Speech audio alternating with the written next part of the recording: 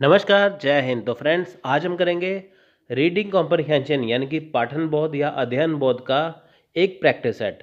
देखिए, इसमें हम आपको मैं एक एग्जाम्पल के तौर पे यहाँ पे बताऊँगा कि आपको ये कैसे सॉल्व करना है। तो देखिए, इससे पहले मैंने जो वीडियो डाला था अध्ययन बोध यानी कि रीडिंग कॉम्प्रिहेंशन के ऊपर, तो जैसे कई बार देखिए आम भाषा में अनसीन पैसेज भी बोलते हैं, उसको मैंने इंट्रोडक्शन वीडियो में, परिचय वीडियो में मैंने बताया था कि कौन से टिप्स है, कौन से ट्रिक्स है जिसको इस्तेमाल करके आप आसानी से कर सकते हैं, कैसे क्वेश्चन आते हैं वो आपको मैंने पूरा इंट्रोडक्शन में बताया था। तो इस वीडियो में देखिए हम डिस्कस करेंगे, इस वीडियो में हम एक प्रैक्टिस करके देखेंगे कॉम्प्रिहेंशन की, कि ताकि आपको और ज़्यादा समझ में आए। तो देखिए, एग्ज़ाम में आपको क्वेश्चन ऐसे ही करना है, ये फ्री के नंबर हैं, तो आपको ये बिल्कुल छोड़ना नहीं है। तो चलिए स्टार्ट करते हैं। देखिए, एग्ज़ाम में अगर आपके पास टाइम कम है तो पहले आप क्वेश्चन पढ़िए यानी कि प्रश्न पढ़िए, उसके बाद फिर आप पैराग्राफ पढ़िए, पैराग्राफ से उत्तर ढूंढिए, है ना। पहले प्रश्न पढ़िए फिर पैराग्राफ से उत्तर ढूंढिए। लेकिन अगर आपके पास टाइम थोड़ा ज़्यादा है, ठीक है, तो पहले आप पैराग्राफ पढ़िए, उसके बाद फिर आप क्वेश्चन आंसर पढ़िए। आपका जो है वो बहुत जल्दी हो जाएगा, आपका जो कॉम्प्रिहेंशन है इतना जल्दी हो जाएगा आपको पता भी नहीं चलेगा। तो चलिए स्टार्ट करते हैं। देखिए, ये देखिए यहाँ पे 1970 के दशक में मीडिया को जिस बात से कठिनाई थी वह कदाचित स्वतंत्रता में परिवर्तन थी जिसके संकेत मिल रहे थे। अब देखिए, जो 1917 की 1970 का दशक था, वहाँ पे देखिए दशक 70 का दशक होता है जिसे इंग्लिश में कहते हैं 70s, यानी कि ये 1970 से 79 तक, ठीक है, यहाँ तक ये बात कर रहे हैं। दशक का मतलब होता है 10 साल, ठीक है, तो जिसमें 70 से लेके 79 तक देखिए पूरा आ जाएगा। तो ये उसकी बात कर रहे हैं कि 70 के दशक के में क्या था, जिस बात की मीडिया आपको पता ही है कि जो अखबारें वगैरह छापते हैं, है ना, जिनके न्यूज़ चैनल आते हैं, अखबारें छपती हैं। 1970 में देखिए वो अखबारें छपती थी, मैगजीन छपती थी। तो उसमें देखिए जिस बात की कठिनाई थी वो क्या थी, कदाचित स्वतंत्रता में परिवर्तन थी, है ना। वहाँ पे वो कुछ भी छाप सकते थे सरकार के खिलाफ। देखिए, सदियों से पत्रकार जिस आधार पर कार्य कर रहे थे वे था नकारात्मक स्वतंत्रता अर्थात अथवा बाहरी नियंत्रण से स्वतंत्रता। अब देखिए, सदियों से जो पत्रकार जिस आधार पर कार्य कर रहे थे यानी कि जिस पे बेस पे वो कार्य कर रहे थे वो क्या था, नकारात्मक स्वतंत्रता था या बाहरी बाहरी नियंत्रण से स्वतंत्रता। बाहरी नियंत्रण, देखिए नियंत्रण का मतलब होता है कि जिसके ऊपर किसी बाहरी, या जैसे इंडिया है इसके ऊपर किसी बाहरी देश का कोई प्रभाव ना हो। देखिए, जैसे पहले यहाँ पे अंग्रेज़ों का राज था ना, तो इंग्लैंड का यहाँ पे क्या था, बाहरी दबाव था, बाहरी नियंत्रण था। लेकिन जब देखिए 1947 1947 में आज़ाद हो गया, उसके बाद देखिए अब इसके ऊपर भारी नियंत्रण नहीं था। परंतु अचानक जिस और महत्व दिया जाने लगा था वह थी सकारात्मक स्वतंत्रता, जो कतिपय पूर्व निर्धारित लक्ष्यों के अनुसरण हेतु थी। यानी कि देखिए, ये बात करें कि 1970 का जो दशक था वह कदाचित स्वतंत्रता में परिवर्तन थी, है ना। तो ये इससे पहले क्या था, पहले नकारात्मक स्वतंत्रता थी और बाद में क्या हुआ, सकारात्मक स्वतंत्रता आने लगी। यह नवीन सामाजिक उत्तरदायित्व एक विचारधारा पर आधारित था जो सकारात्मक स्वतंत्रता को उसी प्रकार अपर्याप्त एवं अप्रभावी मानता था जैसे लोगों से कहा जाए कि वे टहलने के लिए स्वतंत्र हैं, पर इस बात को सुनिश्चित करने के लिए कि बिना कि वे अपंग नहीं होंगे। अब देखिए यहाँ पे क्या है, ये यहाँ पे ये कहा जाना है इसका, ये जो विचारधारा कैसी थी, देखिए जो सकारात्मक जो नकारात्मक स्वतंत्रता है ना, यानी कि उस पर आधारित थी पहले। अब देखिए, जो सामाजिक उत्तरदायित्व था ये एक नया विचार था समाज के लिए। उसमें क्या था, जो नकारात्मक स्वतंत्रता थी वो क्या थी, अप्रभावी थी, है ना। जैसे देखिए कहा जाए कि आपको टहलना है, आप कहीं पे टहल सकते हैं, है ना, तो लेकिन आप अपंग नहीं हैं। तो समुचित साधन के साथ मानवीयता, यहाँ पे मानवीयता देखिए आएगा, देखिए प्रदान करने की क्षमता सरकार से अधिक और किसमें हो सकती है। अब देखिए जो मीडिया है ना, आजकल तो मीडिया आप देखिए वहाँ पे आपको काम की बातें कम बताते हैं, ड्रामा ज़्यादा दिखाते हैं ना। तो पहले ऐसा नहीं था, पहले क्या था, देखिए आपको जो स्पष्ट था आपको वो दिखाते थे। अब देखिए समुचित साधन यानी कि जो भी देखिए साधन है मीडिया के लिए वो कौन प्रदान करवाता है? वो करवाती है सरकार। एक देश की सरकार जो है प्रदान करवाती है। जैसे देखिए टीवी चैनल्स हैं, अखबार है, तो सरकार देखिए उनको पूरी छूट देगी कि आपका अखबार पूरे भारत में जाए, आपका जो चैनल है वो पूरा भारत देखे, है ना, ऐसे करके। सरकार यहाँ तक कि लोकतांत्रिक सरकार को भी सामाजिक उत्तरदायित्व के अनुगामी उस शक्ति के रूप में देखते हैं जो स्वतंत्रता के प्रभावी कार्यान्वयन की गारंटी दे सकती है। अब देखिए जो सरकार है, यहाँ तक देखिए जो लोकतांत्रिक सरकार है, वहाँ पे क्या है, वो जो सामाजिक उत्तरदायित्व है, देखिए उसे भी उस शक्ति में देखा जा सकता है जिसमें स्वतंत्रता हो सकती है। आप देखिए लोकतंत्र की जो सरकार है, जहाँ जैसे इंडिया में डेमोक्रेसी है, लोकतंत्र है, इस सरकार में क्या है, आपको स्वतंत्रता मिलेगी हर काम के लिए। देखिए आप सरकार के खिलाफ बोल सकते हैं, आपको ये स्वतंत्रता है, आप कहीं भी जा सकते हैं ना। लोकतांत्रिक सरकार में क्या है, हमें स्वतंत्रता मिलती है, परंतु इससे उन प्रेक्षकों की नाराजगी कम नहीं होती जो सामाजिक दायित्व को अधिकारवादिता का केवल थोड़ा सा छद्म रूप मानते हैं। इस सिद्धांत के सर्वाधिक मुखर आलोचना मीडिया दार्शनिक जॉन मेरिल है। उनके अनुसार यह कहना है कि विचारों का बहुत्व सरकार द्वारा अधिवेशित हो हास्यास्पद है ना। आप देखिए जॉन मेरिल यहाँ पे कहते हैं कि जो विचारों का बहुत्व यानी कि जो मीडिया है, मीडिया के जो विचार है ना, उसके ऊपर सरकार का बहुत ज़्यादा, सरकार के द्वारा वो होता है, यानी कि जो मीडिया चाहती है वो अपनी मर्जी से कर नहीं सकती, सरकार के दबाव में करती है। ये कहते हैं वो बहुत हास्यास्पद है, क्योंकि देखिए अगर हम कहते हैं कि एक तरफ लोकतंत्र है, एक तरफ लोकतंत्र हुआ है ना, दूसरी तरफ मीडिया के ऊपर दबाव है, तो वो हास्यास्पद लगता है। उनका कहना है कि पत्रकारों को अपना समाचार तैयार करने एवं संपादकीय निर्णयों की अपनी स्वतंत्रता अवश्य बनाए रखनी चाहिए। अब देखिए जॉन मैन यहाँ पे कहते हैं जो पत्रकार हैं वो अपना समाचार पत्र तैयार करें, या संपादक जो होते हैं, जो उनके निर्णय होते हैं, है ना, उनके लिए उनको स्वतंत्रता होनी चाहिए। अब देखिए संपादकीय निर्णय क्या है, जब भी देखिए अखबार पढ़ेंगे ना, तो इंग्लिश में एक पेज होगा जिसका नाम होगा एडिटोरियल, ठीक है, उसका नाम होगा एडिटोरियल। अखबार में, हर अखबार में होता है एडिटोरियल। हिंदी में होता है संपादकीय, हिंदी में होता है संपादकीय।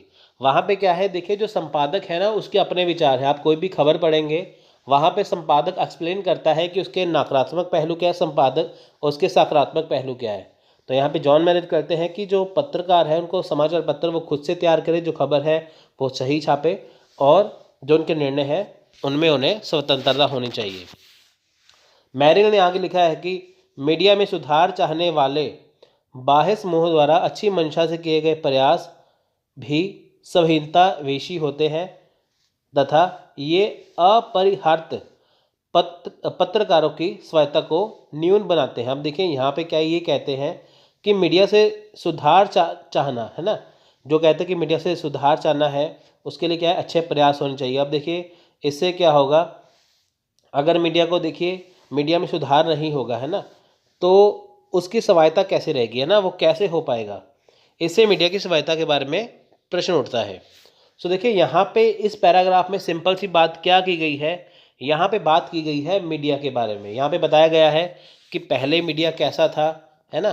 पहले मीडिया देखिए 1970 के दशक में क्या था, उसमें परिवर्तन आने लग गया, है ना, वो स्वतंत्रता आने लग गई उसमें। 70 के दशक में पहले क्या था, नकारात्मक स्वतंत्रता थी, पहले कुछ नहीं था, है ना, पहले सरकार के अकॉर्डिंग करना पड़ता था। लेकिन जब लोकतंत्र की सरकार आई, वहाँ पे क्या था, वहाँ पे स्वतंत्रता आने लगी। आप देखिए अंग्रेज़ों के ज़माने में क्या था, अंग्रेज़ों की ज़रा सी बुराई करें तो वहाँ पे वो पकड़ लेते थे।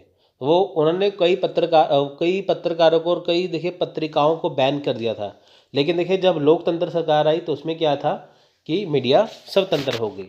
तो देखिए आपने पढ़ा, इसमें मीडिया के बारे में ही सब कुछ कहा गया है। तो चलिए इसके क्वेश्चन करते हैं। अब देखिए जॉन मैरिल के अनुसार मीडिया में सुधार लाना है वो क्या है। अब देखिए प्रश्न यही बनेगा, यहाँ पे प्रश्न है जॉन मैरिल के अनुसार मीडिया में सुधार लाना वो क्या है ना। वो समुचित है, अच्छी मंशा है, अपरिहार्य है या संहितावेशी है। आप देखिए यहाँ पे देख सकते हैं, है ना, यहाँ पे आप देख सकते हैं, देखिए यहाँ से जॉन मैरिल का स्टार्ट होता है। आप देखिए वो मीडिया में कैसे सुधार लाना चाहते हैं।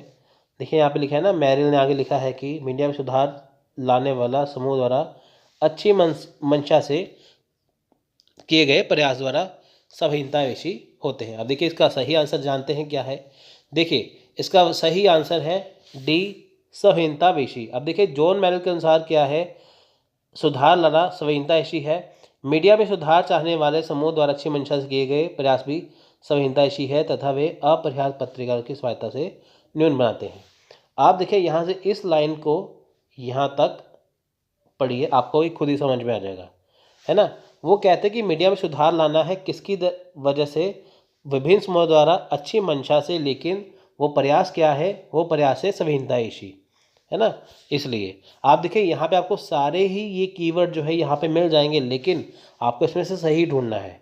तो देखिए ये संवेदनावेशी इसका सही आंसर है। तो देखिए दूसरा प्रश्न है, कुछ लोग मीडिया के सामाजिक उत्तरदायित्व के पहल को मानते हैं। अब देखिए कुछ लोग, है ना, यहाँ पे कुछ आएगा, कुछ लोग क्या है, मीडिया के सामाजिक उत्तरदायित्व के पहलू को मानते हैं। पहलू आएगा यहाँ पे, कुछ आएगा, है ना, आप देख सकते हैं यहाँ पे। तो देखिए वो कौन से हैं, वो कौन से लोग हैं, नकारात्मक स्वतंत्रता है ना। वो जो कुछ लोग हैं मीडिया का कौन सा पहलू चाहते हैं, वो नकारात्मक पहलू चाहते हैं, बहुलवाद चाहते हैं, मीडिया का लोकतंत्रीकरण या अधिकारवादिता चाहते हैं। तो देखिए इसका आप देखिए राइट आंसर क्या होना चाहिए। तो इसका राइट आंसर है देखिए ऑप्शन नंबर डी, अधिकारवादिता। देखिए कुछ लोग जो है वो मीडिया के लिए क्या है, अधिकारवादिता मानते हैं। इस सिद्धांत के प्रमुख विचारक क्या है, जॉन मेरिल है। आप देखिए यहाँ पे क्या है ना, कुछ लोग, आप देखिए यहाँ से इसको पढ़ सकते हैं कि कुछ लोग देखिए अधिकारवादिता चाहते हैं। वो कहते हैं कि अधिकार मिले, है ना, अधिकार मिले, किसको अधिकार मिले, वो अधिकार मिले मीडिया को। कौन सा अधिकार मिले, स्वतंत्रता का अधिकार मिले, है ना। तो यहाँ से आप देख सकते हैं वो कहते हैं कि लोगों को अधिकार मिले। तो इससे क्या होता है, देखिए कि आपको पैराग्राफ से ही पहले अगर आप पढ़ेंगे तो आपको उसमें क्या है, अच्छी समझ में आएगी। अगर आप देखिए पैराग्राफ पढ़ेंगे नहीं तो आपको वो समझ में नहीं आएगा, है ना। तो इसमें क्या है, अधिकारवादिता जो है इसमें बताया गया है वो इसका सही आंसर है।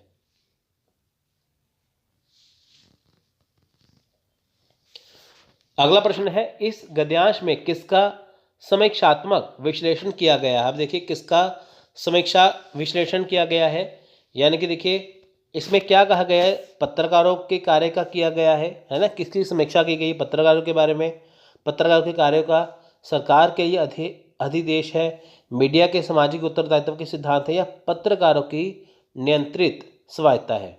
अब देखिए ये चारों ही चीज़ें जो है कहीं ना कहीं इसमें कही गई है, तो आपको ये बहुत कन्फ्यूजिंग सा लगेगा। आपको बताना है कि इस गद्यांश में सबसे ज़्यादा किसके बारे में बात की गई है, सबसे ज़्यादा किसकी समीक्षा की गई है, पत्रकारों के बारे में, सरकार के बारे में, मीडिया के बारे में, या पत्रकारों की नियंत्रित स्वतंत्रता के बारे में। तो देखिए राइट आंसर है ऑप्शन नंबर सी, मीडिया के बारे में। अब देखिए मीडिया के सामाजिक उत्तरदायित्व के सिद्धांत का इसमें है। देखिए पत्रकारों का यहाँ पे इतना नहीं है, वो सिर्फ उदाहरण स्वरूप है, सरकार का भी नहीं है, पत्रकार का। यहाँ पे मीडिया के बारे में बात की गई है। आप देखिए जहाँ भी देखिए मीडिया लिखा होगा, यहाँ पे देखिए मीडिया के बारे में बात की गई है ना। तो ये सारी ही जो चीज़ें हैं वो मीडिया से, आप देखिए मीडिया के अंदर ही पत्रकार आएंगे ना, इसलिए। तो देखिए अगला प्रश्न है, पहले पत्रकारों के कार्य का क्या आधार होता था। यानी कि देखिए जो पहले पत्रकार थे उनका कार्य करने का क्या आधार होता था, वो किस आधार पर कार्य करते थे, सीमित विकल्प की स्वतंत्रता, सामाजिक उत्तरदायित्व, वाद से दबाव से मुक्त, या सरकारी नियंत्रण। तो देखिए चारों में से कौन सा ऑप्शन सही होना चाहिए।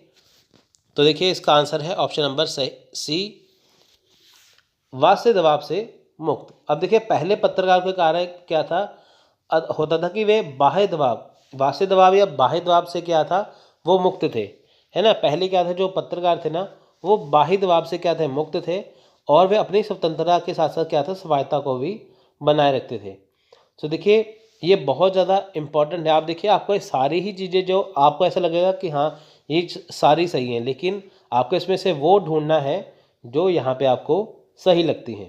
ठीक है फ्रेंड्स, अगर देखिए मान लीजिए कि आप यहाँ पे उलझ जाएंगे क्वेश्चन में तो आपका टाइम निकल जाएगा, है ना। तो इसलिए क्या है कि आपको जो है वो अच्छे से उत्तर को देना है ना फ्रेंड्स। क्योंकि देखिए अगर आप यहाँ पे बहुत ज़्यादा टाइम यहाँ पे अपना लगा देंगे तो फिर बाकी का टाइम आपका कम हो जाएगा। इसलिए क्या है कि आपको सही से चलना है कि ताकि आपकी जो तैयारी है वो बहुत अच्छे से हो और आप जो है वो अच्छे से कर सकें, है ना। आपको देखिए टाइम बचाना है। सो देखिए इसका भाईद्वार से मुक्त आप देखिए यहाँ पे भी देख सकते हैं, ये लाइन लिखे ना, सदियों से पत्रकार, है ना, वो मुक्त नकारात्मक अथवा बाहरी नियंत्रण से स्वतंत्रता थी। उनका आधार क्या था? बाहरी नियंत्रण से स्वतंत्रता पर। सो देखिए अगला प्रश्न है, लास्ट प्रश्न, सकारात्मक स्वतंत्रता का अर्थ क्या होता है? तो देखिए आधारित चिंतन है, कतिपय निर्धारित लक्ष्य का अनुसरण है, सशर्त स्वतंत्रता है, या चिन्हित की गए साधन प्रदान करना है ना। सकारात्मक स्वतंत्रता क्या है इस पैराग्राफ के अकॉर्डिंग? तो देखिए आपको इसमें से सही आंसर लगाना है। तो देखिए इसका राइट आंसर है ऑप्शन नंबर बी, यानी कि कतिपय निर्धारित लक्ष्यों का अनुसरण करना है। देखिए उपयुक्त जो गद्यांश है वहाँ पे कतिपय निर्धारित लक्ष्यों का अनुसरण करना ही स्वतंत्रता का अर्थ है। सकारात्मक स्वतंत्रता पूर्व निर्धारित लक्ष्यों के अनुसरण हेतु स्वतंत्र थी। तो इसका राइट आंसर है ऑप्शन नंबर बी। अब देखिए ये बहुत ज़्यादा, आप देखिए बहुत ज़्यादा इंपॉर्टेंट है यहाँ पे सकारात्मक स्वतंत्रता, है ना। यहाँ पे देखिए सकारात्मक स्वतंत्रता के बारे में बात की गई है। आप देखिए यहाँ से इसका उत्तर देखिए, अचानक जिसके और महत्व दिया जाने लगा था वह थी सकारात्मक स्वतंत्रता जो कतिपय पूर्व निर्धारित लक्ष्यों के अनुसरण हेतु स्वतंत्रता थी। आप देखिए वही वाला है ना उत्तर। आप देखिए आपको जो प्रश्न पूछा जाएगा उसका उत्तर आपको इसी पैराग्राफ से ढूंढना है।